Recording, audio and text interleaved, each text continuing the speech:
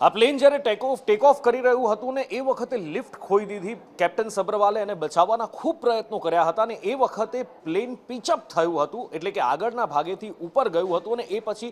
એ doctor મેસ પર crash થયું પણ એ ડોક્ટર મેસની અંદર એની ટેલ ફસાઈ હતી આગળનો જે ફ્યુસેલાજ અને કોકપિટનો ટુકડો હતો એ જઈ અને ડોક્ટર્સ હોસ્ટેલ પાસે પડ્યો હતો એની ઉપર પડ્યો હતો અને ત્યાં પ્રચંડ બ્લાસ્ટ થયો હતો એટલે ત્યાં તો બિલકુલ પ્લેનના ફૂરચા ઉડી ગયા હતા જે એકમાત્ર બચેલો ભાગ હતો એ આ ટેલનો ભાગ હતો હવે એને પણ ડોક્ટર મેસમાંથી ઉતારવા માટેનું કામ શરૂ કરવામાં આવ્યું છે અને નીચે ઉતારી લેવામાં આવી છે બે મોટી ક્રેનો બોલાવવામાં આવી હતી અને એ ક્રેનથી આખરે આ ટેલ પણ નીચે ઉતારી લેવામાં આવી છે પણ આ ક્રેન જ્યારે ક્રેનથી ટેલ નીચે ઉતારવામાં આવી રહી હતી ત્યારે એમાંથી પણ એક મૃતદેહ દુર્ભાગ્યવશ મળી આવ્યો।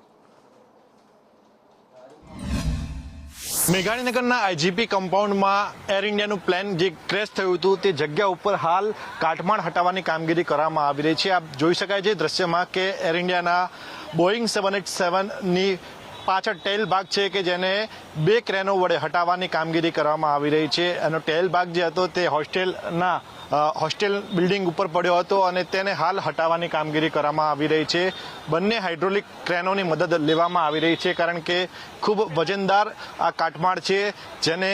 માનવ બળથી હટાવવો ખૂબ મુશ્કેલ છે અને આ કારણથી હવે હાઇડ્રોલિક ક્રેન દ્વારા આ જે કાટમાળ છે તેને હટાવવામાં આવી રહ્યો છે। બોઈંગ 787ની જો વાત કરવામાં આવે તો 2,25,000 કિલોગ્રામ વજનનું આ બોઈંગ પ્લેન હોય છે।